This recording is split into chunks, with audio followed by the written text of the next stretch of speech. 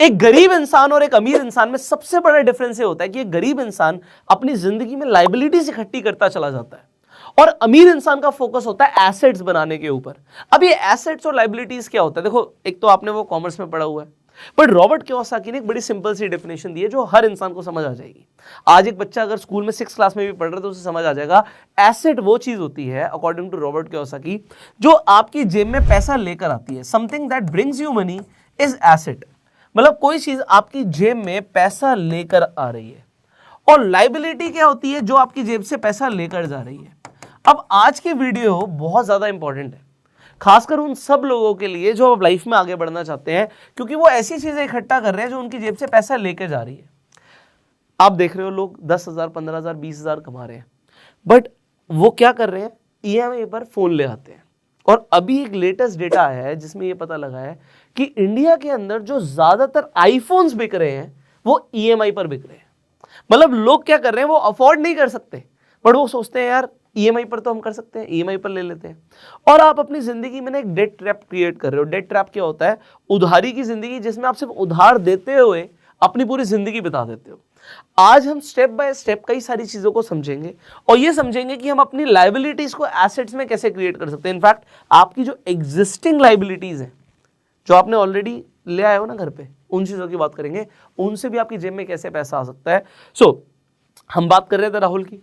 राहुल एक middle class family से आता है। अब वो कई सारी गलतियां लाइफ में कर सकता है, पर अब जैसे जैसे वो इस सीरीज में आगे बढ़ रहा है, वो फाइनेंशियली अवेयर हो रहा है, समझदार हो रहा है। उसे ये समझदारी भी दिखानी है कि लाइफ में एसेट्स क्रिएट करने हैं। जितने ज्यादा एसेट्स होंगे तो आप एक रियल वेल्दी इंसान बन पाओगे। ओके, शुरू करते हैं। ऐसी कौन कौन सी चीजें हैं जो हमें अपने फोकस में अब लेकर आनी है? ठीक है, तो बिफोर आई स्टार्ट, एक बहुत इंपॉर्टेंट मैसेज है जो आज मैं आपको देना चाहता हूं, और वो मैं आपको दूंगा एक स्टोरी के माध्यम से। ये कहानी है इटली की। तो इटली के अंदर एक विलेज होती थी। उस विलेज की एक अजीबोगरीब प्रथा थी। जैसे जैसे माँ बाप बूढ़े हो जाते थे और घर के ऊपर एक बर्डन बन जाते थे, जब वो फिजिकल एक्टिविटीज भी अपनी खुद से नहीं कर पाते थे, तो जो घर का सबसे बड़ा बेटा होता था वो अपने माँ बाप को पहाड़ की चोटी पर लेकर जाता था और वहां से माँ बाप को धक्का देता था। अब आपको सोच के कितना बुरा लग रहा है ना, पर ये उस गांव की प्रथा थी। सब इकट्ठे हो जाते थे जब वो लड़का अपने माँ बाप को लेकर जाता था। तो अब एक बार बारी आती है उसी गांव के एक लड़के की, पर उसकी मां नहीं होती, सिर्फ उनके पिताजी होते हैं। अब पिताजी घर से निकलते हैं, उन्हें पता है मेरा आज आखिरी दिन है, और पूरा गांव इकट्ठा हो जाता है। उन्हें पता है कि ये अब जा रहे हैं, और सब मतलब देख रहे हैं, मुस्कुरा रहे हैं, जा रहे हैं। पर उस लड़के के ना आंखों में आंसू आ जाते हैं। वो उस गांव से तो बाहर निकल जाता है, पर रास्ते में वो सोचता है कि मेरे पिताजी ने मुझे जिंदगी भर पाला पोसा, बड़ा किया, इतना कुछ सिखाया, उनके साथ इतनी यादें हैं मेरी, मैंने कैसे धक्का दे सकता हूं? मैं नहीं कर सकता ये काम। और वो अपने पिताजी को यही बोलता है कि मैं आपको धक्का नहीं देने वाला हूं। उसके पिताजी समझाते हैं, नहीं, पूरे गांव में सब यही करते हैं, मैं तेरे ऊपर बर्डन बन गया हूं, मुझे फेंक दे भाई, पहाड़ से फेंक दे, मैं मर जाऊंगा, कोई दिक्कत नहीं है, तुम तो खुशी से रहोगे ना। वो कहता है नहीं, ऐसा मैं नहीं करूंगा। अब वो शाम को अंधेरे के टाइम में अपने पिताजी को एक घर में लाके रख देता है। किसी को कुछ नहीं बताता, किसी को नहीं पता लगता कि वो वापस आ गए हैं। अब धीरे धीरे होता क्या, गांव में वो जो लड़का होता है वो बहुत कामयाबी हासिल करता है, बहुत अमीर बन जाता है। तो कुछ सालों के बाद लोग उससे पूछते हैं कि भाई हम सब तो एक जैसे थे, तू इतना अमीर कैसे बन गया? तो वो समझाता है कि भाई तुम सबने मुझे बोला कि अपने पिताजी को जाके धक्का दे आओ, मुझसे नहीं हुआ। आज भी मेरे पिताजी जिंदा हैं और रोज शाम को मैं उनसे मिलता हूं, उनसे जिंदगी के वैल्यूएबल लेसन्स लेता हूं, और आज वो मेरी सबसे बड़ी एसेट है। और लोग क्या करते हैं, माँ बाप को अपनी लायबिलिटी बना लेते हैं। तो अभी हम लायबिलिटी एसेट्स की बात कर रहे हैं। लायबिलिटी वो कुछ भी हो सकता है जो आपके ऊपर एक बर्डन हो, आपकी जेब से पैसा लेता हो, पर आप अपने लायबिलिटी को एसेट कैसे बनाते हो बहुत इंपॉर्टेंट है। ये स्टोरी मैंने इसलिए आपको बताई है क्योंकि इस स्टोरी के अंदर एक बहुत ही शानदार मैसेज है। तो हम जिन चीजों को लायबिलिटी समझ रहे हैं, जरूरी नहीं कि हमारी लायबिलिटी हो। इनफैक्ट रॉबर्ट कियोसाकी ऐसा खुद कहते हैं, रिच डैड पुअर डैड के ऑथर ऐसा कहते हैं कि आजकल लोग बच्चे पैदा कर रहे हैं, है ना, कुछ सोचते समझते नहीं है, कोई फाइनेंशियल प्लानिंग नहीं करते, और वो बच्चे पैदा कर देते हैं, बच्चे लायबिलिटी होते हैं। अब इंडिया के अंदर ऐसे बहुत सारे लोग होंगे जो कॉन्ट्राडिक्ट करेंगे कि भाई रॉबर्ट कियोसाकी ऐसे कैसे बोल सकते हैं, बच्चे तुम्हारे लिए एसेट होते हैं। अब इंडिया के अंदर क्या है, आप समझिएगा, एक एक चीज को समझेंगे। सबसे पहले जो हमारे पेरेंट्स हैं, इंडिया के अंदर मैं बात कर रहा हूं, विदेशों में नहीं। विदेशों में पेरेंट्स क्या करते हैं, 18 साल के बाद अपने बच्चों को कहते हैं अपनी जिंदगी जियो, अपना अलग घर रहो। अगर तुम्हें इस घर में रहना तो किराया देना पड़ेगा। आप सोचो, आप में से कई सारे लोग हैं जो 18 साल से ऊपर होंगे, इस वीडियो को देख रहे होंगे, आपके कल माँ बाप बोल दे बेटा इस घर में रहना तो किराया देना पड़ेगा, आपको कैसा लगेगा? विदेशों में ऐसा होता है, पर इंडिया में ऐसा नहीं होता, क्योंकि इंडिया के अंदर हमारी मेंटालिटी अलग है, हमारी अपब्रिंगिंग अलग है, हमारे संस्कार अलग है। सो पेरेंट्स जो होते हैं, एक तो हमें पेरेंट्स की इज्जत करना सिखाया जाता है, तो कोई यहाँ पे धक्का नहीं देता अपने माँ बाप को। बट आजकल क्या हो रहा है ना, लोग मॉडर्न कल्चर को पता नहीं क्या समझ के अपना रहे हैं। वो मॉडर्न में क्या आ जाता है, न्यूक्लियर रहना, माँ बाप से अलग रहना। माँ बाप गाँव में रह रहे हैं, बच्चे शहर में रह रहे हैं, बच्चे अपने बच्चों को प्राइवेट स्कूल में पढ़ा रहे हैं, और जो माँ बाप गाँव में रह रहे हैं वो सरकारी हॉस्पिटल में जा रहे हैं। अच्छा, माँ बाप को कुछ हो जाता है तो फिर बच्चे जाते हैं गांव में मिलने, और वो कहते हैं मैं प्राइवेट में ले जाता हूँ आपको, हॉस्पिटल में इलाज करा देता हूँ। तो माँ बाप खुद बोलते हैं बेटा क्यों इतना खर्चा कर रहा है ना। पेरेंट्स अपने बच्चों पे बहुत खर्चा करते हैं, क्योंकि उन्हें लगता है जो उनके चिल्ड्रन है ना, यही इनका रिटायरमेंट प्लान है। हम रिटायरमेंट की बात करते हैं, ये थोड़ा सा ना फैंसी वर्ड है, ये भी अगेन थोड़ा सा आप कह सकते हो वेस्टर्न शब्द है, क्योंकि इंडिया के अंदर आज से आप कुछ साल पहले चले जाओ, 100 साल पहले चले जाओ, तो लोग एक्चुअल में रिटायर नहीं होते थे, अपने मरते दम तक वो काम करते थे। और जब वो थोड़े से बूढ़े हो जाते थे, वो काम नहीं भी कर पाते थे, तो लोग उनसे सलाह लेते थे। वो एक्टिवली इन्वॉल्व रहते थे फाइनेंशियल डिसीजंस में, बिजनेस डिसीजंस में और पर्सनल डिसीजंस में। पर आज की डेट में क्या हो गया, बड़े बुजुर्गों से कोई राय नहीं लेता, सब अपने आप को ओवर स्मार्ट समझते हैं ना। यहां पर पेरेंट्स अपने बच्चों पे इतना भरोसा करते हैं, इतनी खर्चा करते हैं, एजुकेशन में खर्चा करते हैं, स्पेंडिंग्स करते हैं। माँ बाप कहते हैं मैं पढ़ा लिखा नहीं हूं तो क्या हुआ, मैं अपने बच्चों को लोन लेकर पढ़ाऊंगा, और इस बच्चे पे खर्चा किया जा रहा है, इसे रिटायरमेंट प्लान समझ के कि ये हमारे लिए हमारे बुढ़ापे की लाठी बनेगा। पर आज की डेट में बच्चों की क्या मेंटालिटी है, ऐसा समझो, जो आज बच्चे हैं ना, पहली बात तो इसे ये नहीं पड़ी, वो आपने बागवान मूवी देखी ना, कि अमिताभ बच्चन के पास पैसे नहीं होते है ना, चश्मा बनवाना होता है, अपने बेटे को बोलता है, और जब वो मना कर देता है तो ईगो पे बात आती है। इसलिए फाइनेंशियल प्लानिंग इंपॉर्टेंट है, आपको खुद से फाइनेंस अपने प्लान करने हैं अब, क्योंकि बच्चे जो है ना वो कमाना शुरू करते हैं तो पहले उन्हें अपने ऊपर खर्चा करना होता है, उन्हें आईफोन लेना होता है, उन्हें अपनी बाइक लेनी होती है, कोई गर्लफ्रेंड बन जाती है तो गर्लफ्रेंड के बर्थडे पे 5-10 हज़ार खर्च करने हैं। वो कैसे होगा वो नहीं समझ आ रहा, तो माँ बाप के बारे में तो क्या सोचेगा वो, और उसके बाद उसके खुद के खर्चे नहीं निकल रहे। और अगर कोई फाइनेंशियल इमरजेंसी आ गई, तो हम इमरजेंसी फंड की अगर बात करें तो इनके पास कोई इमरजेंसी फंड नहीं है। आज का जो यूथ है ना, इसके पास कोई इमरजेंसी फंड नहीं है। इसके लिए इमरजेंसी फंड क्या है, माँ बाप, पेरेंट्स इमरजेंसी फंड है। अब शादी करनी है तो माँ बाप कराएंगे, और माँ बाप पहले ही इतना खर्चा कर चुके हैं। तो शादियां जब इंडिया में करनी होती है ना लोगों को, लोग अपनी प्रॉपर्टीज बेचते हैं दिखाने के लिए सोसाइटी को। तो ये जो कल्चर है ना थोड़ा सा अलग है। अब हम आज के टॉपिक के ऊपर बात करने वाले हैं, लाइबिलिटीज को एसेट्स में कैसे कन्वर्ट करना है। तो सबसे पहले तो लाइबिलिटीज कम से कम खरीदनी है, और अगर आप खरीद रहे हो, एग्जाम्पल के लिए आप आईफोन खरीद रहे हो, तो आपके लिए ये एक लाइबिलिटी हो सकती है। पर एग्जाम्पल के लिए कोई आदमी आईफोन से वीडियो शूट करना सीख ले, और अगर वो शूट करना सीख ले और वो यूट्यूब पर वो वीडियोस बनाकर डाले, तो शायद वो कुछ पैसे कमाए। आज नहीं, कल थोड़ा टाइम जरूर लग सकता है, सीखने में टाइम लग सकता है, पर इस आईफोन की वजह से वो पैसे अगर कमा सकता है। तो अब क्या हुआ, ये आईफोन पैसे लाकर दे रहा है। तो रॉबर्ट कियोसाकी की डेफिनेशन के अकॉर्डिंग ये क्या होगा, ये हमारे लिए एसेट हो जाएगा, लाइबिलिटी नहीं होगी। पर अगर आप आईफोन सिर्फ शो ऑफ के लिए खरीद रहे हो, तो फिर ये क्या हुआ, ये आपके लिए एक लाइबिलिटी हुई। बट आप कई लोग बोलेंगे यार अगर वीडियोस ही बनानी है, जरूरी थोड़ी है कि हम 1 लाख का फोन खरीदें। भाई 25, 30, 50 हज़ार वाले फोन से भी अगर वो काम हो सकता है, थोड़ी सी कम क्वालिटी आएगी, अगर वो हो सकता है तो पहले वो किया जाए। तो ये आपको समझना है, ये एक समझ लानी है। अगर आप एक बाइक खरीद रहे हो,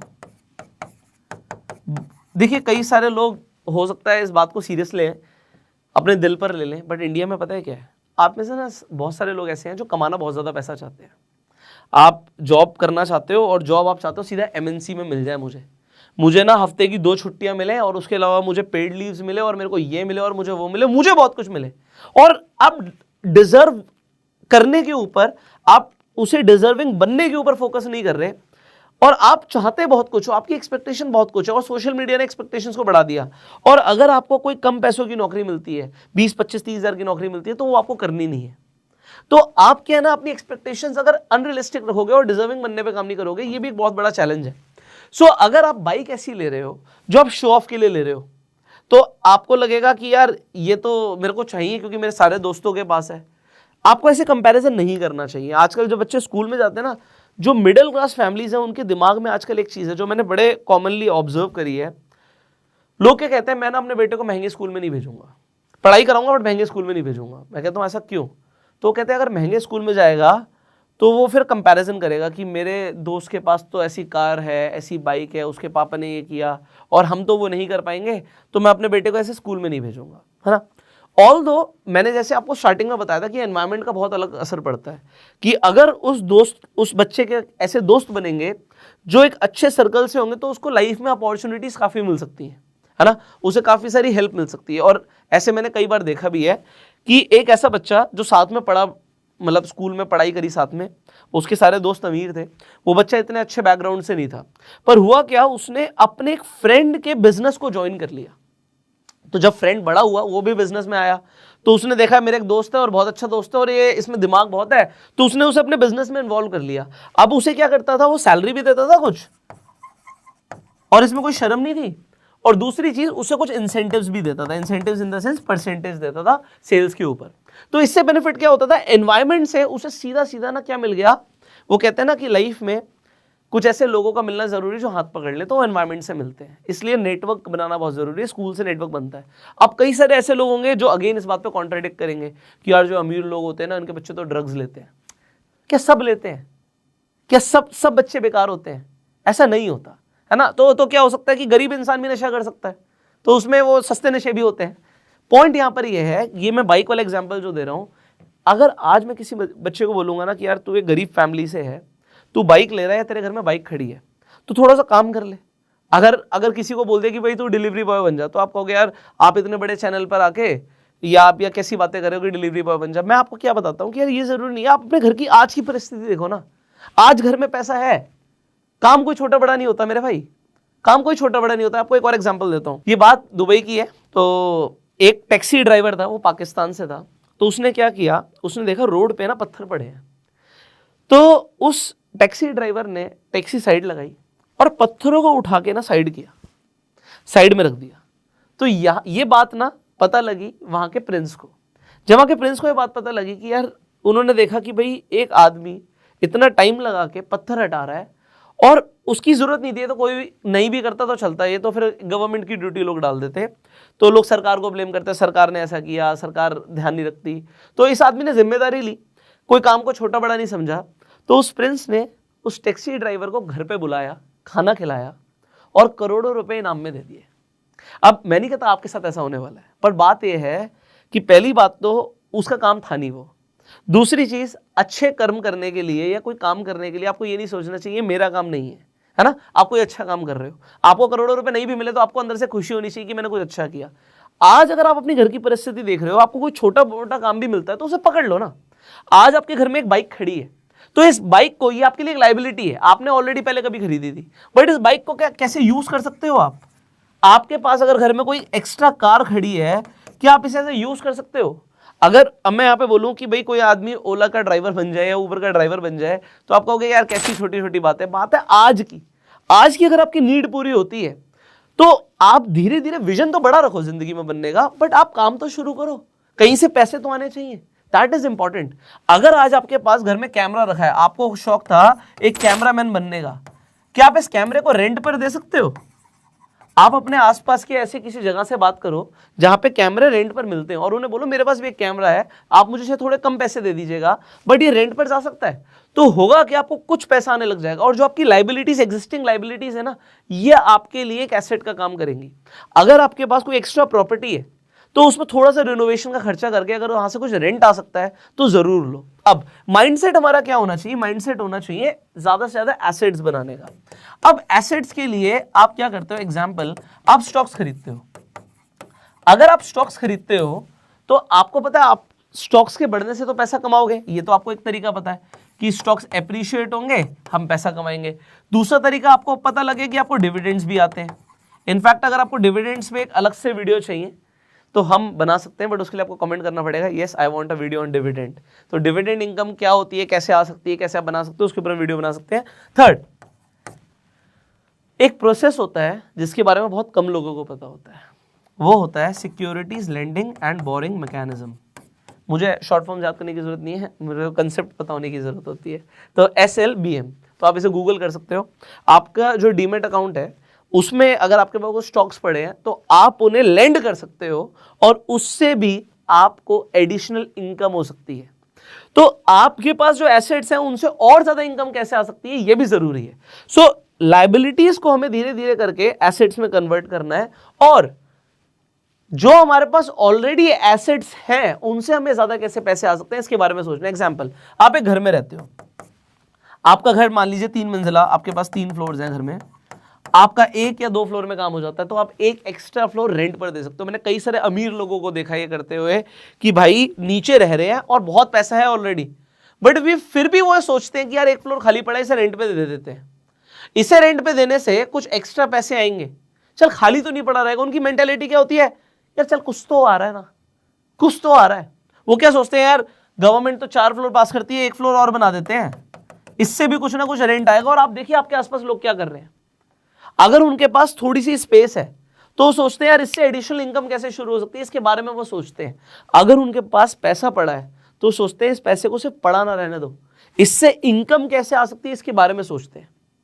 सो अब फाइनली हमने आज बात करी कि आप एसेट्स को लायबिलिटीज में कैसे कन्वर्ट कर सकते हो। यहां पर हमने सबसे यहां पे लास्ट में समझा कि आपके जो एग्जिस्टिंग एसेट्स हैं उनसे कैसे इनकम आ सकती है इसके बारे में सोचिए, तो एसेट से भी और पैसा बने। ठीक है, दूसरी चीज जो आपकी लायबिलिटीज है, आपके पास बहुत सारी लायबिलिटीज हो सकती हैं, उनसे आपको कैसे पैसे आ सकते हैं। और सबसे बड़ी चीज यहां पे एक एडवाइस है, जो चीजों की आपको जरूरत नहीं है उन्हें निकाल दो, उन्हें बेच दो, उन्हें सेल कर दो, कोई जरूरत नहीं है एक्स्ट्रा खर्चा करने की। एग्जाम्पल, आपके पास कोई गाड़ी एक्स्ट्रा है, आप उसका इंश्योरेंस कराते हो, पोल्यूशन कराते हो, आप उसकी सर्विसिंग कराते हो, एक्स्ट्रा है, अगर आपको उसे ओला उबर में नहीं देना तो आप उसे बेच दीजिए, उससे जो पैसा आएगा चाहे कम आएगा, उसे इन्वेस्ट करके उस पर कुछ ब्याज आ जाएगी, वो ग्रो हो जाएगा। पर अगर आपके पास कुछ ऐसी चीजें हैं जो आपका पैसा खा रही हैं तो एक लिस्ट बनाओ उन चीजों की कि ऐसी कौन सी फालतू चीजें जिनमें मेरा पैसा फालतू का जा रहा है। Think about that. And India के अंदर जो मेंटालिटी है कि जो चिल्ड्रन अपना कोई इमरजेंसी फंड नहीं बनाते, बहुत बेकार मेंटालिटी है। आपके पास एक इमरजेंसी फंड होना चाहिए, इनफैक्ट आपके पास इंश्योरेंस होना चाहिए, वरना आपको एक बहुत बड़ा झटका लग सकता है। इंश्योरेंस पे हम एक डिटेल में वीडियो बनाएंगे जिसमें हम पूरी ट्रांसपेरेंसी से आपको बताएंगे आपके लिए क्या सही है क्या गलत है, कहाँ पे आपका पैसा फालतू लग रहा है। बट अगेन उसके लिए आपको डिमांड करनी पड़ेगी। सो आप लिख सकते हो I want a video on insurance, तो पता लगेगा आप किस किस टॉपिक पे डिमांड कर रहे हो। और देखो, रिटायरमेंट के लिए अपने बच्चों पर डिपेंडेंट मत रहो। पहले वाली जनरेशन एक अलग थी, है ना, आप में और हम में काफ़ी अच्छे संस्कार हमारे माँ बाप ने दिए हैं, हम भी कोशिश करेंगे अच्छे संस्कार देने की। पर बच्चे इंटरनेट से और बहुत सारी चीज़ों से आजकल इन्फ्लुएंस हो रहे हैं, और फिर अगर आप ये सोच रहे हो कि मेरे बच्चे मेरा रिटायरमेंट प्लान होंगे तो पहले अपने बारे में सोचेंगे, ये इंपॉर्टेंट है आपको समझना। तो अपनी रिटायरमेंट की प्लानिंग आपको खुद करनी है, बच्चों पे डिपेंडेंट नहीं होना, और बच्चों के लिए अपने इमरजेंसीज के लिए माँ बाप पे डिपेंडेंट नहीं होना, खुद से मेहनत करनी है और अपना इमरजेंसी फंड बनाना है। और हमने बात करी थी जो पेरेंट्स होते हैं ना, ये मैं एक इंपॉर्टेंट लेसन देना चाहता हूँ, पेरेंट्स आर नॉट लाइबिलिटीज। मैं कई लोगों को सुनता हूँ बोलते हैं हमारे माँ बाप हमारे साथ रहते हैं। आप बहुत गलत स्टेटमेंट बोल रहे हो, आप अपने माँ बाप के साथ रहते हो। आप लाइफ में कितने भी आगे बढ़ जाओ, आपको हमेशा हमेशा अपने माँ बाप को रिस्पेक्ट देनी है, हमेशा, है ना। ऑलराइट, फाइनली एसेट्स को लाइबिलिटीज में कन्वर्ट करना है, लाइफ में आगे बढ़ना है। And share this video to spread the awareness. You can like, subscribe, click on the bell icon, and I will see you in the next video. Till that time, you go self-made and Jai Hind.